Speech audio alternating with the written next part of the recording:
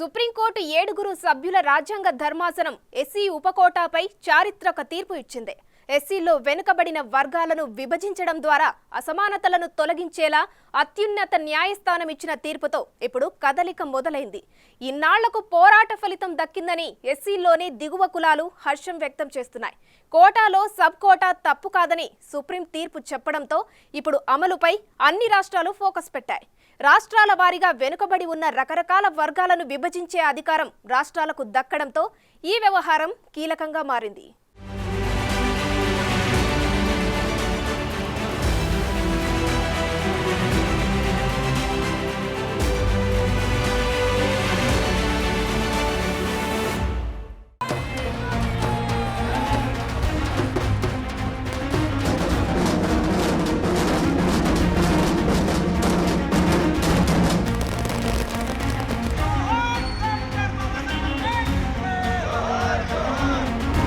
మూడు దశాబ్దాల పోరాటం.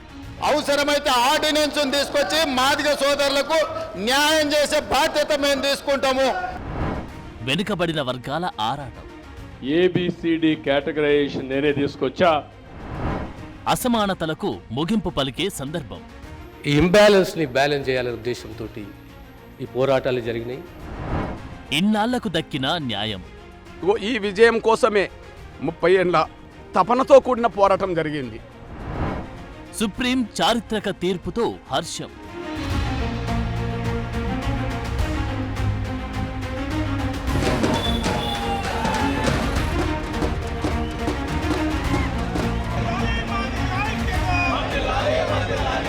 అవును, ఎస్సీల వర్గీకరణ వివాదం పోరాటం ఇప్పటిది కాదు, 30 ఏళ్ల చరిత్ర.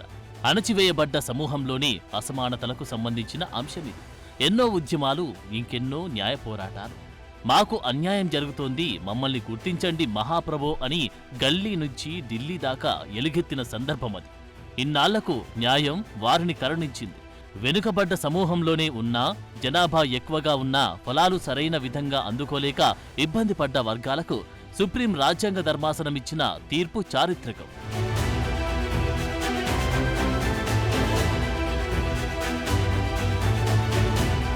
ఎస్సీ వర్గీకరణ అనగానే దేశంలోని ఇది మన దగ్గరే మొదలైంది. ఎస్సీల్లో ఉపకులాల జనాభా వేర్వేరుగా ఉంది. అణచివేతకు గురైన వారిలోనే ఇంకా వెనుకబడిన వర్గాలు ఎన్నో ఉన్నాయి.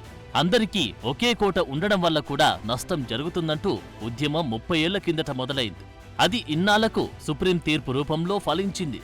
కోటాలో సబ్ కోటా తప్పు కాదు అని చీఫ్ జస్టిస్ డివై చంద్రచూడ్ నేతృత్వంలోని 7 సభ్యుల ధర్మాసనం 6:1 మెజార్టీతో తీర్పు చెప్పింది. ధర్మాసనంలోని 6 న్యాయమూర్తులు ఈ వర్గీకరణను సమర్థించగా ఒకరు వ్యతిరేకించారు. ఎస్సీ ఎస్టీ వర్గీకరణకు అనుకూలంగా తీర్పు చెప్పడం ద్వారా ఎస్సీ ఎస్టీ కోటాలో ఉపవర్గీకరణ ఉండదని 2004లో 5 సుప్రీం న్యాయమూర్తుల బెంచ్ ఇచ్చిన తీర్పును తాజా రాజ్యాంగ ధర్మాసనం తోసిపుచ్చింది.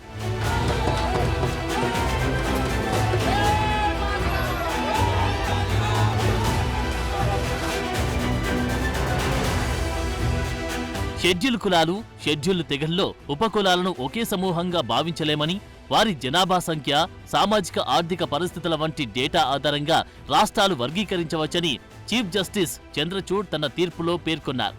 షెడ్యూల్ కులాలు ఒక్కో రాష్ట్రంలో ఒక్కోలా జనాభా ఉంది. ఇందులో ఉపకులాల్లో విభిన్నమైన ఆర్థిక, రాజకీయ, సామాజిక పరిస్థితులు ఉన్నాయి. సో రాష్ట్రాలు తమ పరిస్థితులకు తగ్గట్లుగా నిర్ణయాలు తీసుకోవాల్సిన టైం వచ్చేసింది. ఇది వెనుకబడిన వర్గాలకు పెద్ద ఉపశమనం కల్పించింది. విద్యా సంస్థల్లో ప్రవేశాలు, ప్రభుత్వ ఉద్యోగాల్లో ఎస్సీ ఎస్టీలకు కేటాయించిన రిజర్వేషన్లను ఉపవర్గీకరణ చేసే అధికారం రాష్ట్ర ప్రభుత్వాలకు ఉంటుందని సర్వోన్నత న్యాయస్థానం స్పష్టం చేసింది. నిజానికి ఈ వర్గీకరణ కోసం పోరాడి అమరులైన వారు ఉన్నారు. ఇది ఒకరి ఓటమి కాదు, మరొకరి గెలుపు కాదు, ఒక చారిత్రక విజయం అంతే. వెనుకబడిన వర్గాలకు నిజమైన న్యాయం దొరికే సందర్భం.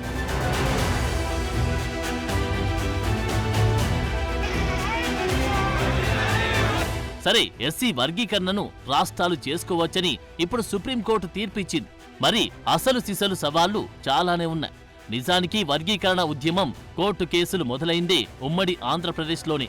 ఈ ఇష్యూలో ఈవి చిన్నయ్య వర్సెస్ ఆంధ్రప్రదేశ్ కేసు చుట్టూనే అన్ని పరిణామాలు ఉన్నాయి. ఆ తర్వాత ప్రభుత్వం ఇష్యూ కూడా సుప్రీంకోర్టు దాకా వెళ్ళింది. సరే, అది చరిత్ర, జరిగిపోయింది. మరి ఇప్పుడు జరగాల్సింది ఏంటి? అన్ని రాష్ట్రాలు వర్గీకరణను అమలు చేస్తాయా? చేస్తే ఎప్పటి వరకు చేస్తాయి? వెనుకబడిన వర్గాలకు న్యాయం జరిగేదెప్పుడు?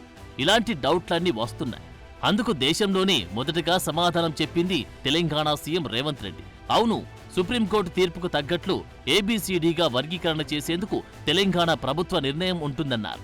ఇప్పుడు అమల్లో ఉన్న ఉద్యోగ నోటిఫికేషన్లో కూడా మాదిగ ఉపకులాలకు రిజర్వేషన్లు అమలు చేసేందుకు ప్రభుత్వం తగిన చర్యలు తీసుకుంటుందని, ఇందుకోసం అవసరమైతే ఆర్డినెన్స్ తీసుకొస్తామన్నారు రేవంత్ రెడ్డి.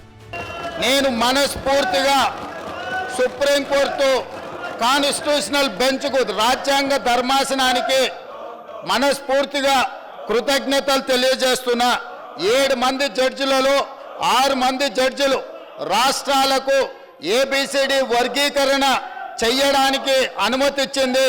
తెలంగాణ రాష్ట్ర ప్రభుత్వం తరఫున నేను స్పష్టమైన ప్రకటన చేస్తున్నా, దేశంలోనే అందరికంటే ముందు బాగానే నిలబడి తెలంగాణ రాష్ట్ర ప్రభుత్వం ఏబిసిడి వర్గీకరణ అమలు చేసే బాధ్యత మా మిత్రులు, మా మంత్రివర్గ సహచరులు మేమందరం తీసుకుంటాం.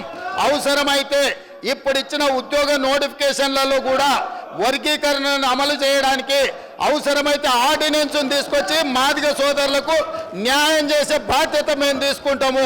కాబట్టి ఈరోజు ఈ సభ అందరూ కూడా ఈ అంశం మీద ఏకాభిప్రాయానికి వచ్చి మాదిగ ఉపకులాల వర్గీకరణకు సంపూర్ణంగా సహకరించాల్సిందిగా రాష్ట్ర ప్రభుత్వం తరఫున నేను విజ్ఞప్తి చేస్తున్నా. అధ్యక్ష, మాదిగ ఉపకులాల వర్గీకరణకు వాయిదా తీర్మానం ఇస్తే సంపత్ కుమార్ను గత ప్రభుత్వం సస్పెండ్ చేసిందని, 2023 డిసెంబర్ 23న డిప్యూటీ సీఎం బట్టి విక్రమార్క దామోదర రాజనరసింహ అడ్వకేట్ జనరల్ను సుప్రీంకోర్టుకు పంపించారని, వర్గీకరణపై సుప్రీంకోర్టులో న్యాయ నిపుణులతో వాదనలు వినిపించారని సీఎం రేవంత్ రెడ్డి గుర్తుకు చేశారు.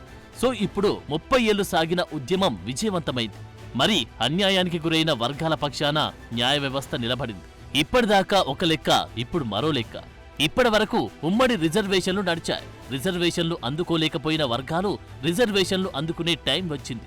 ఈ విషయంలో తెలంగాణ ప్రభుత్వం ముందడుగు వేసేందుకు, అవసరమైతే ప్రత్యేకంగా అసెంబ్లీ సెషన్ నిర్వహించేందుకు, ఆర్డినెన్స్ తెచ్చేందుకు, ఇలా దేనికైనా రెడీ అంటున్నారు సీఎం రేవంత్. అన్ని రాష్ట్రాలు వర్గీకరణ చేసి ఉపకులాలకు అందించాలని ఎంఆర్పీఎస్ వ్యవస్థాపకుడు మందకృష్ణ మాదిగ కోరుకుంటున్నారు. కాంగ్రెస్ తెలంగాణలో కూడా అనివార్యంగా అమలు చేయక తప్పదు. ఎందుకంటే కాంగ్రెస్ కూడా ఒక లాయర్ను పెట్టిందని చెప్పి రేవంత్ రెడ్డి గారు వీళ్ళు చెప్తున్నారు. కాబట్టి వర్గీకరణకు అనుకూలంగా లాయర్ని పెట్టినప్పుడు, వర్గీకరణకు అనుకూలంగా తీర్పు వచ్చినప్పుడు ఖచ్చితంగా దాన్ని అమలు చేయక తప్పదు. అట్లనే తెలంగాణలో రేవంత్ రెడ్డి గారు కూడా వర్గీకరణకు అనుకూలం అని చెప్పి ఎన్నో వేదికల మీద మాట్లాడిండు. అదే సమయంలో లాయర్ను రాష్ట్ర ప్రభుత్వం తరఫున పెట్టిందని చెప్పి వాళ్ళు ప్రకటన చేశారు. కాబట్టి తీర్పు వర్గీకరణకు అనుకూలంగా వచ్చింది. కాబట్టి వెంటనే వర్గీకరణ ప్రక్రియను వేగవంతం చేయడమే ప్రభుత్వాల మీద ఉన్న పని. సో ఎస్సీ వర్గీకరణ విషయంలో ఒక సుదీర్ఘ అధ్యాయం ముగిసింది. న్యాయం వెలువడింది. ఇక కావాల్సింది రాజకీయ నిర్ణయమే.